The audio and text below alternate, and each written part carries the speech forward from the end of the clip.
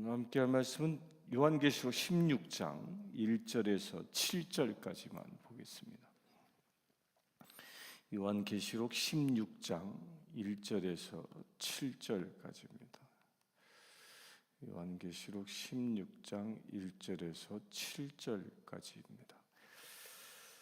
먼저 1절 보겠습니다. 또 내가 들으니 성전에서 큰 음성이 나서 일곱 천사에게 말하되 너희는 가서 하나님의 진노의 일곱 대접을 땅에 쏟으라 하더라.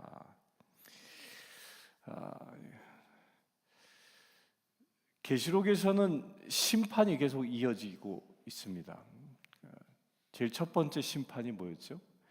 제일 첫 번째 일곱 인이 봉인된 일곱 봉인이 천사들에 의하여 봉인을 든 그 어린 양에 의하여 봉인이 떼어지면서 환란이 시작하고요. 그리고 나서 나팔 일곱 나팔이 불게 되죠. 이 일곱 나팔이 불어지면서 나팔이 하나씩 불어져 가면서 이 땅에 또 재앙이 쏟아집니다. 네, 그때까지는 그리스도인들이 세상에 존재하고 있었습니다. 그래서 그때 쏟아지는 재앙들은 물론 그리스도인들도 겪어야 했지만 모든 사람들에게 주어지는 것은 아니었습니다. 일곱 나팔이 울릴 때만 하더라도 세상에 3분의 1이 없어지는 일들이 일어났으니까 3분의 2는 남아 있었던 것이죠. 그런데 오늘 16장부터 일어나는 이 마지막 재난은 이미 그리스도인들이 세상에서 사라진 이유입니다. 우리가 14장 14절부터 보았죠. 마지막 추수가 이루어져 예수 그리스도께서 인자로 마지막 낫을 들어 추수함으로 인하여 세상에는 더 이상 그리스도인, 곧 알곡된 그리스도인들은 존재하지 않습니다. 물론 교회는 남아 있을 것입니다. 어떤 그 사람들이 남아 있을까요? 거기에는 쭉정이와 같은 사람만 남아 있는 겁니다. 알곡들은 다 주님의 나라에 이미 입성하였고, 그러나 세상에는 그 가라지와 쭉정이만 남아 있는 그런 세상이 됩니다. 그런 세상이 되었을 때에 이제 그때부터는 더 이상 새로운 구원의 역사가 일어나지 않습니다. 그때부터는 오직 심판만 일어나는 것입니다. 그 심판의 시작이 어디서 나오냐면 성전에서 큰 음성이 나서라고 얘기합니다. 여기서 말하고 있는 성전이라는 것은 우리가 하늘의 성전을 상상할 수 있습니다. 그러나 그렇지 않습니다. 이 성전은 이 세상에 있는 성전입니다. 세상에 있는 성전. 이것을 보고 제3성전이라고 말합니다. 이전까지는 이 마지막 재앙이 일어나기 전까지는 적그리스도가 점령했던 그 제3성전, 그 성전에서 큰 소리가 나온다라고 얘기합니다. 그래서 큰 소리, 곧 성전이 이제 하나님이 온전히 임재하여 하나님께서 이 세상을 심판하시기 위하여 좌정하신 곳이 되었고, 그곳으로부터 큰 음성이 나왔다라는 말을 하는데, 여기서 큰 음성 그러면 이 한국말로는 이 헬라어의 원 의미를 제대로 표현하지 못했습니다. 보통 큰 음성 그러면 무슨 생각부터 납니까? 저처럼 목소리가 큰 사람, 큰 목소리 이렇게 생각합니다. 그래서 처음 그냥 말 그대로 한국말 그대로 상상을 하면 하나님의 큰 소리가 나서 지구 전체를 덮을 만한 어마무시한 소리가 그곳에서 나오지 않겠느냐라고 상상하지만 그 헬라어 원어의 큰이라는 말은요, 메가레스라는 이런 말인데, 이 메가레스라는 이 말은 무슨 뜻이냐면 하나님의 뜻이 확정되어졌다, 완성되어졌다. 곧 하나님의 뜻이 온 세계에 가득 찼다, 이런 뜻입니다. 이런 뜻. 그러니까 하나님의 그 큰 음성이라는 말이 뭐냐면 하나님의 소리로 세상이 가득 차 하나님의 뜻이 완성되어졌다, 이런 뜻인 겁니다. 그 마지막 성전에서 큰 음성이 나옴으로 인하여 세상에 마지막 대심판이 이루어져 온 세상을 뒤덮는 일이 일어난다라는 겁니다. 그 일이 어떻게 일어나느냐? 일곱 천사를 통하여 일어납니다. 이제 오늘부터 보게 되어질 이 16장에서 이 나오는 일곱 천사에 의한 일곱 대접을 통한 대재앙과 우리가 앞서 보았던 큰 일곱 나팔과 또한 일곱 봉인을 뗄 때 나타나는 재앙의 차이가 있습니다. 어떤 차이냐면 일곱 봉인을 뗄 때나 일곱 나팔을 불 때 보면 중간중간 텀이 있었습니다. 그런데 일곱 대접을 통한 심판은 텀이 없습니다. 그냥 일방적으로 주어진다라는 겁니다. 그 이유가 어디에 있습니까? 중간중간 텀을 두었던 것은, 앞에서 텀을 두었던 것은 알곡들을 위한 기간이었습니다. 또한 구원을 선포하고 회개하고 돌아올 수 있는 기회를 주기 위한 것이었습니다. 그런데 이 일곱 대접 심판이 시작되어질 땐 더 이상 회개의 기회가 주어지지 않는다라는 겁니다. 그래서 연속적으로 일어납니다. 땅에 이 대접이 쏟아지게 되는데 2절 봅니다. 첫째 천사가 가서 그 대접을 땅에 쏟음에 짐승의 표를 받은 사람들과 그 우상에게 경배하는 자들에게 악하고 독한 종기가 나더라라고 얘기합니다. 어떤 사람들에게 종기가 나느냐? 우상을 짐승의 표를 받은 사람, 짐승의 표가 뭐였죠? 666이라는 표입니다. 그 666은 무엇이에요? 당시 네로 시절을 이 알파벳으로 바꾸었을 때 히브리 그 알파벳에 담겨 있는 숫자를 계산해 보면 666이 나온다라는 겁니다. 그 로마 황제의 당시 세상을 다스리고 있는 정권의 그 표를 받은 사람, 이것은 사단의 표를 말하는 것입니다. 사단의 표를 받은 사람, 또한 우상을 경배하는 사람들에게 악한 종기가 났다. 그러니까 이미 이 세상에 있는 사람들에게 남겨진 가라지와 쭉정이와 같은 이 남겨진 사람들이 종기의 고통을 받는다라는 겁니다. 근데 종기가 난다 그러면 지금 현대 세상에서는 이거 뭐 별것도 아닌데라고 생각합니다. 종기 나면 그냥 병원 가면 어떻게 합니까? 이렇게 째서 짜내고 이 처방전 약 먹고 그리고 약 바르면 진짜 잘 낫지 않습니까? 지금 현대에서는 종기는 병도 아닙니다. 그런데요, 우리나라만 하더라도요, 지금부터 약 한 200년 전에 순종 왕의 사인이 뭐였냐면 조선의 왕이었죠. 종기였습니다. 조선의 500년사 가운데에 종기로 죽은 왕이 무려 5명이나 됩니다. 왕의 사인이 종기예요. 종기가 등에 나서 그것이 번지어서 결국 종기가 썩어서 죽게 되는 거죠. 종기라는 것이 치료되어진 것이 얼마 되지 않습니다. 페니실린. 페니실린이 발견되기 전까지는 종기가 걸리면 죽을 병이었던 겁니다. 이게 외과술이 발달되지도 않았기 때문에 그 종기가 썩어 들어가는 것을 막을 수 있는 약이 없었던 거예요. 그러니 2000년 전 이 로마 시대 때 종기가 사람들에게 걸렸다 그러면 사람들이 금방 알아듣는 거예요. 어마어마한 고통을 받아 사람들이 죽어가는 병을 얻는다라는 뜻인 겁니다. 이 종기는요, 저도 여기 벌레한테 물려가지고 가려워서 이렇게 조그만한 벌레 물린 상처 때문에도 고통을 받는데, 종기는 이게 살이 썩어 들어가는 거 아니에요? 고름이 생기고 썩어 들어가는 겁니다. 그 썩어 들어가는 고통이 금방 죽기나 합니까? 금방 죽지도 않아요. 그 고통 때문에 사지를 움직이지 못하고 신음하다가 결국 그 고통 가운데 사람들이 서서히 죽어가는 겁니다. 그런 재앙이 온 세계에 남겨진 자들에게 부어진다라는 겁니다. 어쩌면 이것은 암과 같은 것일 수도 있을 수 있습니다. 암을 이렇게 표현할 수도 있죠. 암을 악성 종양이라고 얘기하잖아요. 악성 종양. 이게 암 중에 제일 아픈 암이 폐암이에요. 폐암.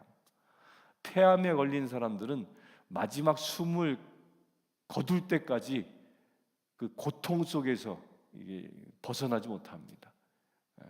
폐암에 걸리면요, 죽기 한 일주일 전부터는 몰핀도 이 효과가 없습니다. 몰핀도 제어가 불가능해요.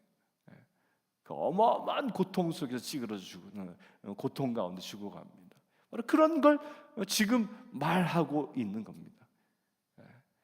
여기 계신 분들은, 이 시간 예배하는 분들은 그런 재앙에서부터 벗어나는 알곡된 주의 자녀 되길 바랍니다. 3절, 그리고 이 첫째 천사가 말한 이 종기의 재앙은 출애굽기에서 이 출애굽할 당시에 10가지 재앙이 떨어지죠. 거기서도 나옵니다. 6번째 재앙, 이 종기의 재앙이 거기서도 나옵니다. 7 재앙의 종류 가운데는 이 출애굽기에 일어났던 재앙을 재현한 것이 상당히 많이 들어 있습니다.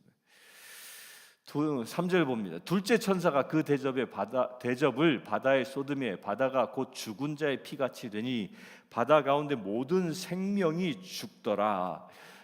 모든 생명이 죽습니다. 7 나팔이 불 때는 바다의 3분의 1이 죽었습니다.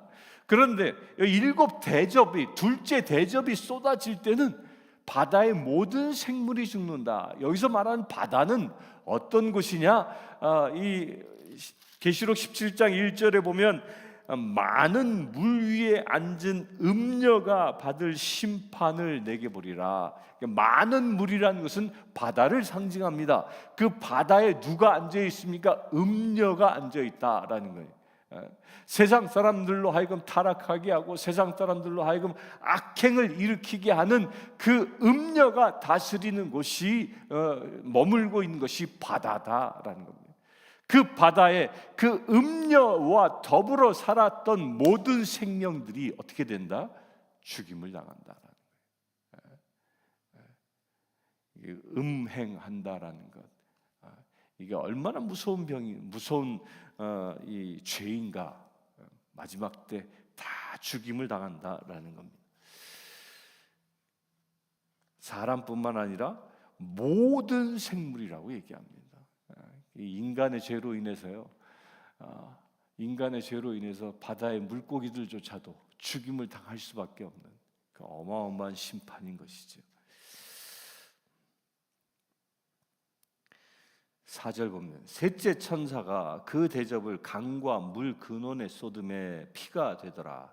내가 들으니 물을 차지한 천사가 이르되 전에도 계셨고 지금도 계신 거룩하신 이여 이렇게 심판하시니 의로우시도다. 그들이 성도들과 선지자들의 피를 흘렸으므로 그들에게 피를 마시게 하신 것이 합당하나이다 하더라. 또 내가 들으니 제단이 말하기를 그러하다. 주 하나님 곧 전능하신 이여 심판하시는 것이 참되시고 의로우시도다 하더라. 세 번째 천사가 이제 대접을 쏟는데 그 대접을 쏟는 자리가 어디예요? 강과 물의 근원에 쏟게 되어졌다라는 겁니다. 바닷물은 마실 수 없는 물이죠. 근데 이 강과 물의 근원이라는 것은 사람들을 살리는 이 생명수를 말합니다. 인간은 물 없이는 살 수 없습니다. 물이 없으면 살 수 없는 그곳, 그 바다. 그런데 우리가 마실 수 있는 물은 바닷물이 아니라 최소한의 생존을 위해서 필요한 것이 강물, 먹을 수 있는 물이었다는 거예요. 지금이야 강물 마시기가 어렵지만 이때 당시는 강물을 그대로 떠서 마셨던 그런 시기였으니까요. 사람들의 이 생명수가 완전히 오염되어져 마실 물조차도 없어진다라는 거예요. 한번 상상해 보십시오. 온몸에 종기가 나서 신음하고 이 땅에 있는 사람들이 고통받고, 그런데 바다에 있는 생명체들이 다 죽어가고, 그리고 마실 물조차도 수도꼭지를 틀면 거기서 뭐가 나요? 피가 나오는. 마실 물, 씻을 물조차도 없는 시대가 되어진다. 끔찍한 경고인 거죠. 그러면서 말씀하시기를 그 일이 왜 일어났는지에 대하여 얘기합니다. 내가 들으니 물을 차지한 천사가 이르듯 그 심판하시는 이든 의로우시다. 누가 심판합니까? 하나님이 심판하는 거예요. 그러니까 심판은 하나님의 것입니다. 심판은 하나님의 것. 그런데 하나님이 왜 심판하시는가 하면 그들이 성도들과 선지자들의 피를 흘렸으므로, 그들이 누구예요?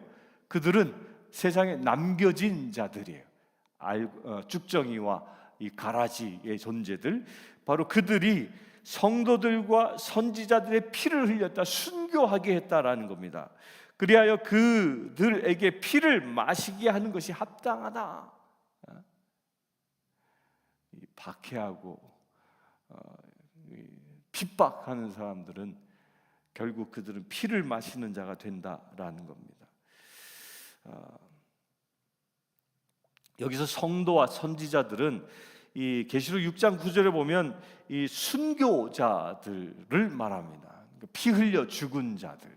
그 피 흘려 죽은 자들, 순교한 사람들이 하나님의 나라의 보좌 주변을 둘러싸고 있습니다.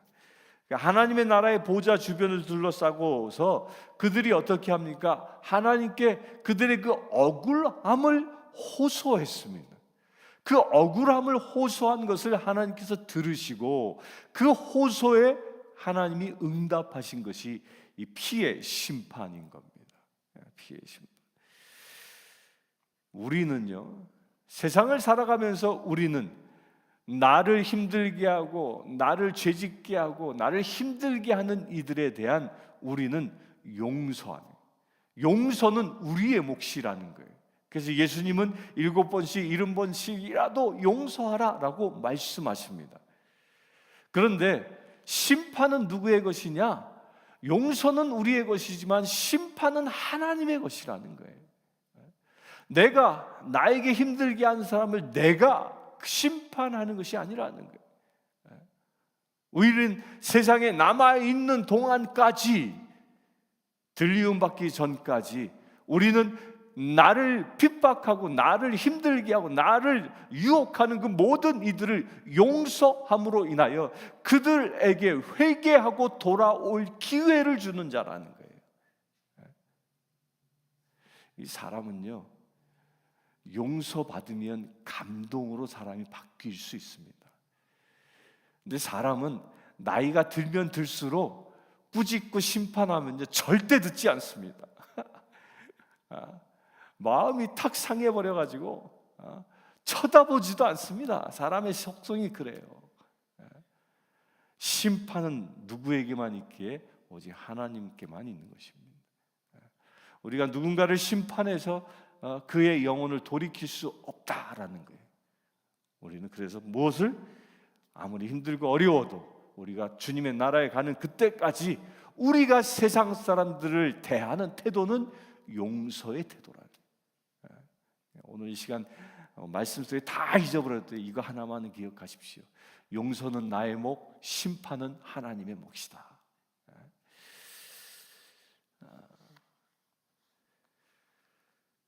그러면서 또 내가 들으니 제단이 말하기를 그러하다. 주 하나님 곧 전능하시니요 심판하시는 것이 참되시고 의로우시도다 하더라.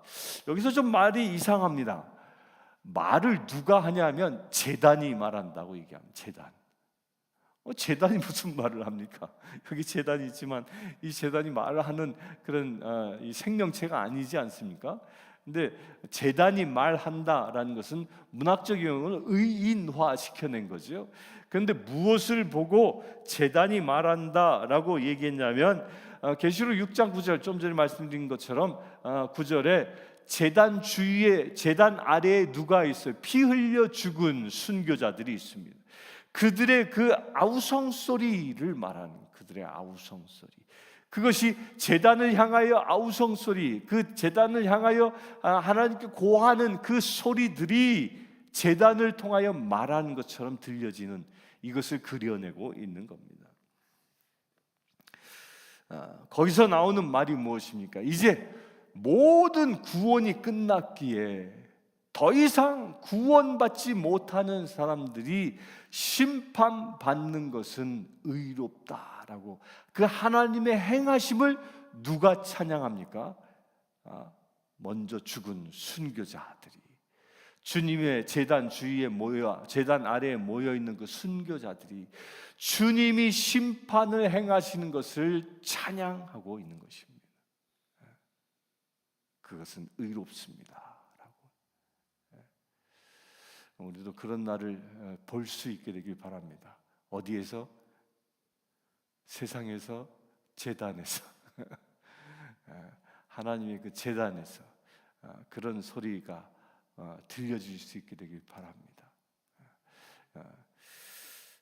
오늘은 여기까지만 하고요. 내일은 새벽기도가 제가 장례식에 참석하기 위하여 아리조나에 가는 관계로 없습니다.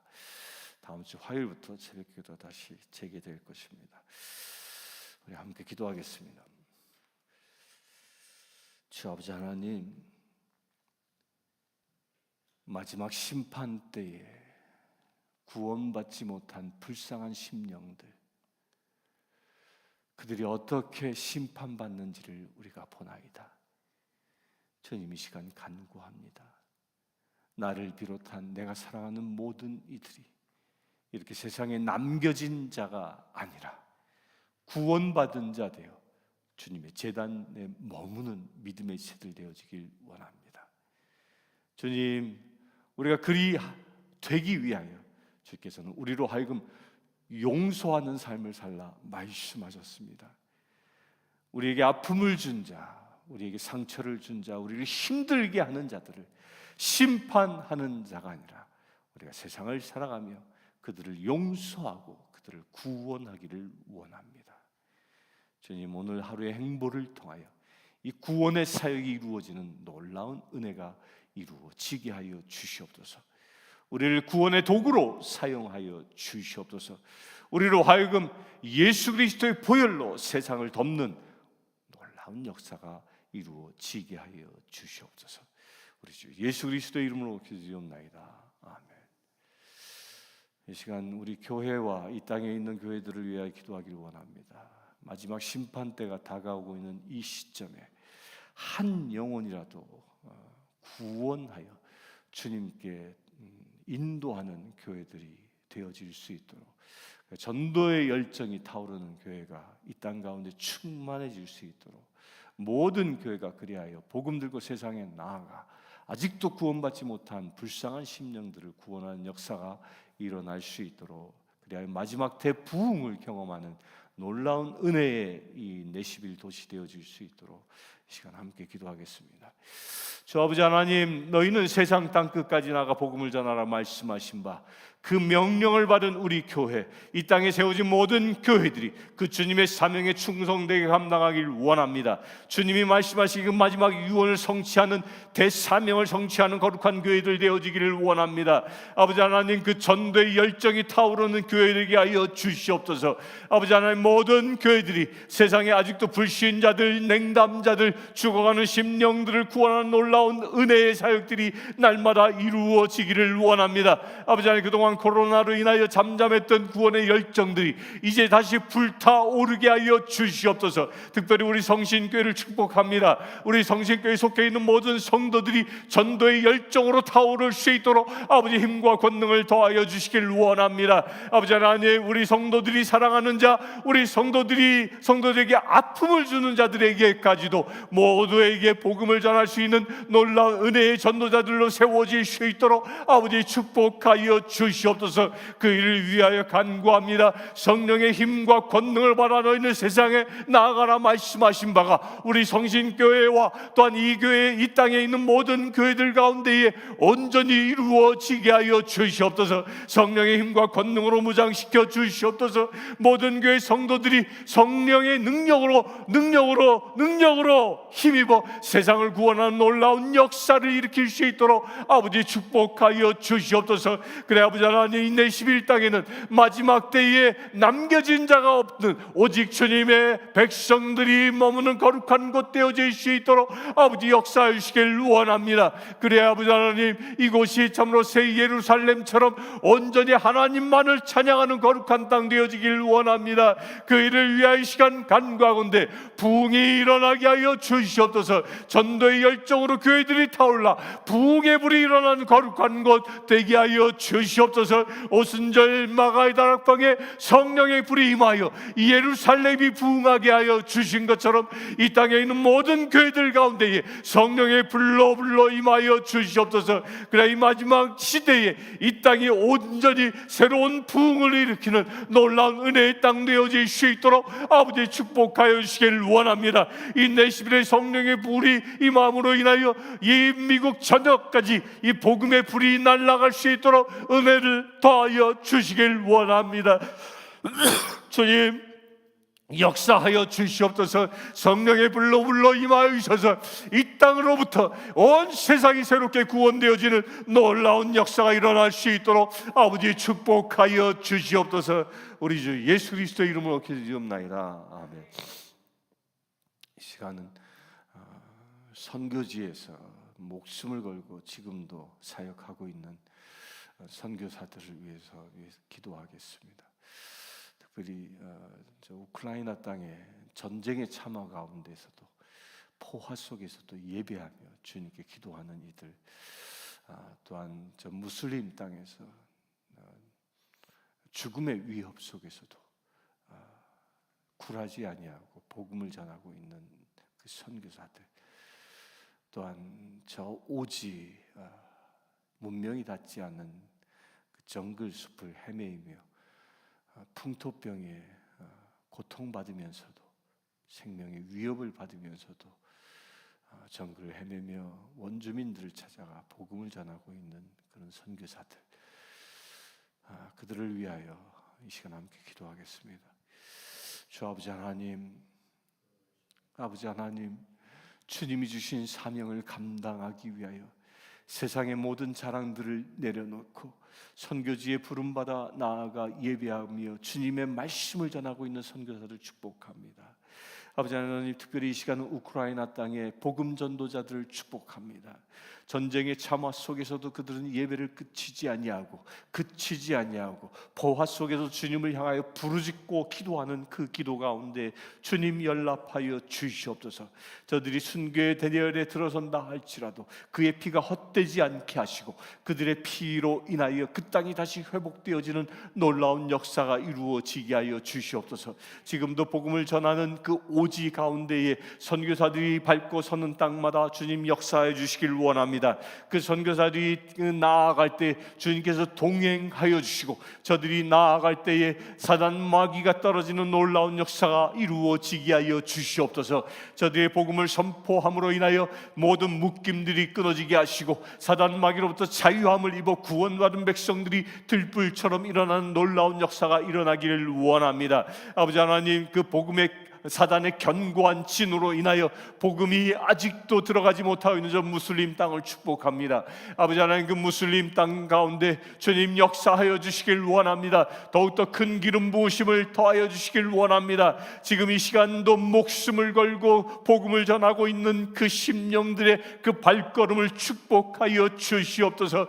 아버지 하나님, 순교를 마다하지 아니하고 나아가는 그 선교사들의 발걸음을 축복하여 주시옵소서. 저들의 발걸음이 새 생명의 열매를 맺는 놀라운 역사가 일어나게 하여 주시옵소서. 마지막 심판 때까지 저들이 충성되게 복음을 전함으로 인하여 그 땅 가운데 죽어가는 심령들이 살아나는 추수하는 놀라운 역사가 일어날 수 있도록 아버지 축복하여 주시옵소서. 아버지 하나님, 선교사들에게 필요한 모든 것들을 더하여 주시길 원합니다. 저들의 필요를 알아채워 주시고 또한 저들에게 힘과 권세를 더하여 주셔서 저들이 입술을 열어 복음을 선포할 때마다 하나님 하나님의 생명의 양식이 전파되어질 수 있도록 아버지 역사하여 주시옵소서.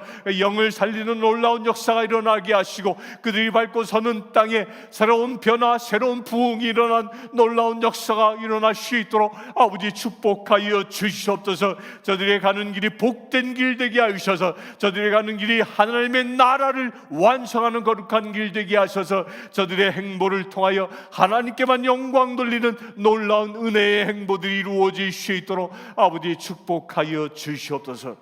우리 주 예수 그리스도의 이름으로 기도드리옵나이다. 아멘. 지금 우리 주 예수 그리스도의 은혜와 하나님의 크신 사랑과 성령님의 감화감동 교통 치유하심이 이 시간 복음을 전하기 위하여 순교의 길을 마다치 않고 나아가는 주의 사랑하는 모든 지체들 위해 지금부터 영원토록 함께 하실지어다.